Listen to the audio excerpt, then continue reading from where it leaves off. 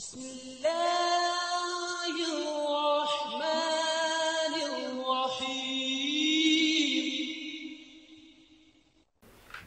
सवाल हमारा ये है, क्या तसव्वुफ़ और इल्हामी मज़ाहिब एक दूसरे से मुतसादिम हैं? देखें, जो इल्हामी मज़ाहब हैं असल में तो देखा जाए तो वो तो इस्लाम ही है। सही। तमाम अम्बिया अलैहिमुस्सलाम का एक ही दीन था, वो था दीन इस्लाम। तो और मोहम्मद रसूलुल्लाह सल्लल्लाहु अलैहि वसल्लम इस्लाम के आखिरी नबी हैं। तो इस वजह से इस्लाम की तो एक ही तालीम रही है, आदम अलैहिस्सलाम से लेकर आखिर रसूल मोहम्मद सल्लल्लाहु अलैहि वसल्लम तक ता क़यामत। और यही वजह है कि अल्लाह ताला फरमाता है इन्न दीन इंदल्लाहिल इस्लाम, यानी अल्लाह के यहाँ जो काबिल कबूल दीन है वो इस्लाम ही है। तो इस्लाम जो है वो उसकी तो एक ही बुनियाद है कि कलमा तौहीद, कि अल्लाह को एक इलाह माना जाए और उसके साथ किसी को शरीक ना किया जाए, और जो रसूल है वक्त का उसकी शरीयत की पाबंदी की जाए, बाकी रसूलों के ऊपर भी मान लाया जाए। लेकिन इसके बरअक्स हम देखते हैं कि दीन तसव्वुफ़ में जो है वो इसमें वो पाबंदियाँ आयद नहीं होती जो कि दीन इस्लाम में है। अच्छा, अब आप देखें कि इस्लाम जो है इसमें इसकी बुनियाद तौहीद के ऊपर है और फिर रसूल की अताअत और इत्तिबा के ऊपर है।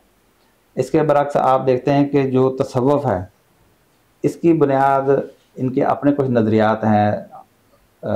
इसमें फ़ना फ़ी शैख़ है, फ़ना फ़ी रसूल होना है, फ़ना फ़िल्लाह होना है, वहदतुल वजूद है, वहदतुश शहूद, इसी को फ़ना फ़िल्लाह भी ये कहते हैं, हलूल के अक़ायद हैं। तो फिर इसके अलावा इस्लाम जो है इसमें ये होता है कि जिस तरह अब हमारा दीन जो मुकम्मल हो चुका है मोहम्मद रसूलुल्लाह सल्लल्लाहु अलैहि वसल्लम की ख़त्म नबूवत के बाद, तो आपकी नबूवत जहाँ आपके ऊपर नबूवत ख़त्म हो गई वहाँ उसके साथ ही वही का सिलसिला जो भी मुनक़ता होगा वो भी ख़त्म हो गया वहाँ पे। अब क्या ता क़यामत जिस तरह नबूवत और रिसालत ख़त्म है इसी तरह वही भी ख़त्म है। लेकिन आप दीन तसव्वुफ़ में आप ये देखते हैं कि वहाँ पे वही भी जारी होती है इल्हाम की शक्ल में, कशफ की शक्ल में। कभी फ़रिश्ता आके सूफ़ी साहब से आके गुफ्तगू कर रहा होता है, अल्लाह की तरफ से ख़बरें दे रहा होता है। कभी ये बराह रास्त अल्लाह के साथ गुफ्तगू कर रहे होते हैं, कभी अल्लाह के रसूल इनको आके कोई इतला दे जाते हैं। यानी आप देखें कि रसूल की तरफ एक हमेशा फ़रिश्ता आता था इतला देने के लिए, पिछला साहब का रसूल नहीं आता था। इनके बाद खुद अल्लाह के रसूल आ जाते हैं इनकी तरफ। बहुत सारे ऐसे वाक़यात हमें मिलते हैं। बस मैं एक वाक़या आपको बताता हूँ कि दो सूफिया गुजरे हैं, जुनैद बगदादी और सरी सख्ती। ये दोनों आपस में मामू भांजा भी हैं। सरी सख्ती जो थे ये मामू थे, जुनैद बगदादी जो थे ये भांजा थे। तो सरी सख्ती साहब जो है ना वो अपने भांजे को कहते हैं कि आप इस तरह करें कि वाज़ नसीहत लोगों की किया करें, दर्स व तदरीस करें। तो उन्होंने कहा कि नहीं जी, जब तक आप हयात हैं, आप ज़िंदा हैं। यानी ये एक दूसरे के पीर मुरीद भी थे। यानी जुनैद साहब जो थे ये मुरीद थे और सरी सख्ती साहब इनके पीर भी थे, मुर्शिद भी थे। तो लिहाजा जुनैद साहब जो हैं ये टालते रहे अपने पीर साहब को, अपने मामू को, कि नहीं जी जब तक आप मौजूद हैं मैं ये काम नहीं कर सकता। तो इसके अलावा बगदाद के बहुत सारे जो शयूख थे उन्होंने भी रिक्वेस्ट की कि आप वाज़ नसीहत करें, तो लेकिन वो ना माने।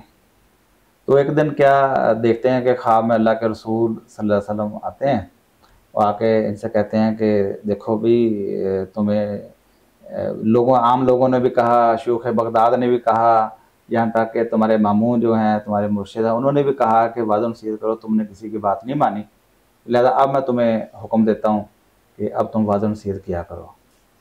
तो वो फिर मान गए।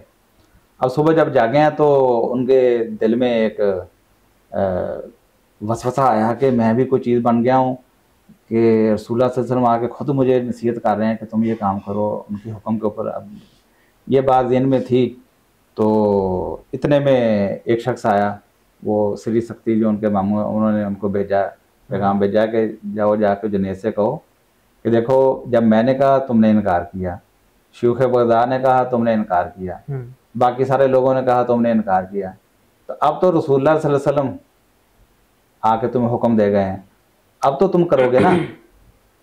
तो अब जुनैद साहब कहते हैं कि जैसे ही उसने ये आके मुझे इतला दी तो मेरा वो जो खुमार था ना कि मैं भी कोई चीज़ बन गया हूँ वो जाता रहा।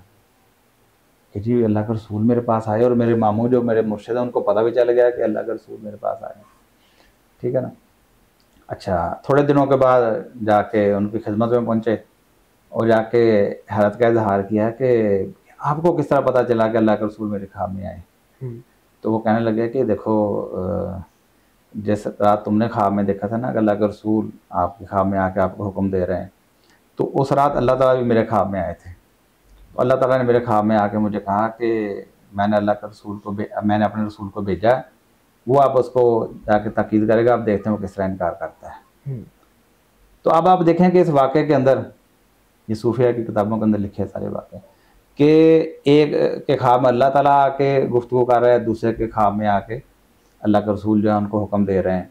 और फिर दूसरी बात यह है कि इनको ये भी इल्म है क्या ये कि मेरा जो भांजा है वो कुछ शह बन गया है। जैसे उनको पता चला कि मैं शह बन गया और उधर से कासिद ने आकर इतला दे दी, उनकी वो कैफियत जाती रही। तो इस तरीके से आप देखें दीन तसव्वुफ के अंदर एक सूफ़ी जो होता है वो बराह रास्त अल्लाह से, अल्लाह के रसूल से हिदायत पा रहा होता है। बिल्कुल, ठीक है ना। तो इस्लाम में आप देखें कि किसी सहाबी ने कभी ये दावा नहीं किया था कि रसूलुल्लाह आके मुझे ये ताकीद कर गए या अल्लाह ताला ने मेरे ख्वाब में आके ये बात कही है। वो हमेशा पाबंद होते थे कि कुरान के पाबंद थे, रसूलुल्लाह सल्लल्लाहु अलैहि वसल्लम की वफ़ात के बाद आपकी सुन्नत के पाबंद थे। उमर तराम फरमाते हैं कि जब आप खलीफा बने तो आपने लोगों को एक खुतबा इरशाद फरमाया कि लोगों देखो, जब तक रसूलुल्लाह सल्लल्लाहु अलैहि वसल्लम जिंदा थे तो बाद वही की रोशनी में भी आपका मुहासबा हो जाया करता था। अब जो कि रसूलुल्लाह सल्लल्लाहु अलैहि वसल्लम नहीं रहे और वही का सिलसिला मुनक़ता हो चुका है, तो लिहाजा अब हम लोगों का जो मुहासबा करेंगे उसके ज़ाहिर के ऊपर ही करेंगे। जो जिसका ज़ाहिर हमारे नज़दीक अच्छा है उसी को हम अच्छा समझेंगे, जिसका ज़ाहिर बुरा है उसको हम बुरा समझेंगे। तो यानी अब हम जो नीयतों का या दिल का मुआखज़ा हम नहीं कर सकते। तो यहाँ सूरत हाल ये है कि वही के मुनक़ता होने के बावजूद भी खुद कभी अल्लाह ताला इनके ख्वाब में आ जाते हैं, कभी रसूलुल्लाह सल्लल्लाहु अलैहि वसल्लम इनके ख्वाब में आ जाते हैं, कभी फ़रिश्ता इनके पास आ जाता है। तो आप ये देखें कि दीन की जो बुनियाद है, ख़त्म नबूवत का मामला और वही के इनक़ता का मामला, वो इनका ख़त्म ही नहीं हुआ अभी तक। और ये तो मैंने एक मिसाल पेश की है, वरना आप सूफिया की जब किताबें पढ़ते हैं वहाँ तो हर वाक़े के अंदर आप देखते हैं कि हर सूफ़ी इन्हीं चीज़ों का मुद्दई नज़र आता है आपको। ठीक है ना। तो इसलिए इस्लाम की बुनियाद और है। फिर दूसरी बात यह है कि इस्लाम की बुनियाद तौहीद के ऊपर है, यहाँ इनकी बुनियाद जो है वो इत्तेहाद के ऊपर है। यहाँ हर सूफ़ी जो है वो अल्लाह में फ़ना होने के चक्कर में है कि मैं अल्लाह बन जाऊँ, यानी इनकी मंजिल जो होती है मैं अल्लाह बन जाऊँ किसी तरीके से। ठीक है ना। तो पहले ये फ़ना फिर शेख होने का मर्तबा हासिल करने की कोशिश करते हैं।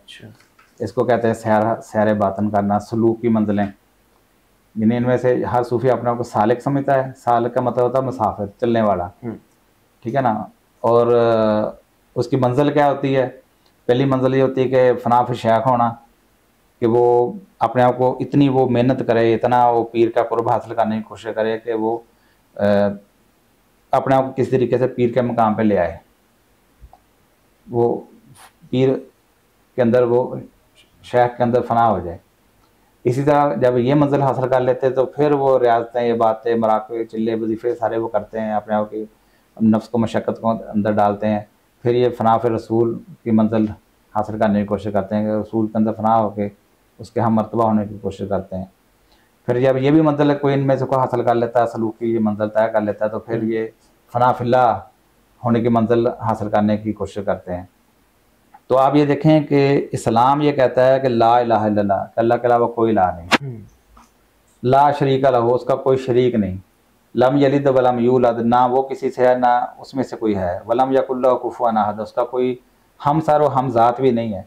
लेकिन यहाँ पे हर शख्स जो है वो वासल बेहक होने के चक्कर में है कि अल्लाह के साथ वसल हो जाए, मेरा अल्लाह के अंदर फ़ना हो जाऊँ, अल्लाह की ज़ात के अंदर मैं मिलकर अल्लाह बन जाऊँ, मुझे खुदाई इख्तियारात हासिल हो जाएँ।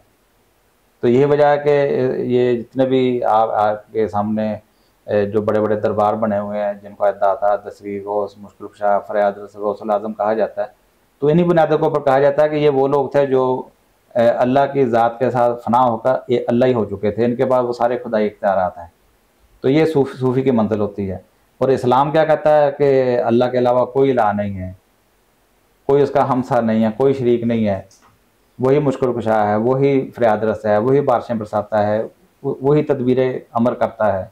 खलक उसके हाथ में है, अमर उसके हाथ में है, हर चीज़ उसके हाथ में है। लेकिन यहाँ हमें नज़र आता है कि हर चीज़ सूफ़ी के हाथ में है। यानी एक किताब है, अब्दुल कादिर जिलानी साहब की किताब है फ्यूज़ यज़दानी, ठीक है ना। अच्छा, फ़तह रब्बानी है उसका तर्जमा फ्यूज़ यज़दानी, ये उसके बेटे ने उसके मलफूज़ात उसके अंदर लिखे हुए हैं। तो वो उसमें लिखते हैं कि मेरे वालिद साहब जो हैं वो कहते हैं कि देखो ए ज़ईफ़ुल यकीन, ये तेरी जो आज बुरी हालत है कि ना दुनिया तेरे हाथ में है ना आखिरत तेरे हाथ में है, कुछ भी नहीं है तेरे तो आज, उसकी वजह ये है कि तूने औलिया अल्लाह और अब्दाल का मकाम नहीं पहचाना। और ये वो लोग हैं जिनको अल्लाह ताला ने अपने सामने खड़े करके ज़मीन, आसमान, अर्श, कुर्सी और जो कुछ अल्लाह की मलकियत में सब कुछ इनको सौंप दिया और दुनिया और आखिरत इनके हाथ में दे दी, ठीक है ना। ठीक। तो अब आप देखें कि यहाँ सूफिया का है ये तस्वर है कि ये जो औलिया और अब्दाल होते हैं, अल्लाह ताला हर चीज़ अपनी अर्श, कुर्सी, अपनी मलकियत में जो सब कुछ इनको इनके हवाले कर देता है। तो अब ये बताएं कि इस्लाम है? नहीं, बिल्कुल। हाँ, तो फिर इस्लाम से मुतसादम हुआ ना। तो ये वो चीज़ है कि तसव्वुफ की जो सुलूक का जो सालिक है, तसव्वुफ के रास्ते को चलने वाला, उसकी मंजिल कोई और है, वो अल्लाह बनने की कोशिश में है। ठीक। और इस्लाम को चलने वाला जो वो अल्लाह को एक खालिक मानता है, माबूद मानता है, मालिक मानता है, कायनात का चलाने वाला मानता है और अपने आप को आबिद और उसको माबूद मानता है, ठीक है ना। दोनों के अंदर ज़मीन आसमान का फ़र्क है। ठीक।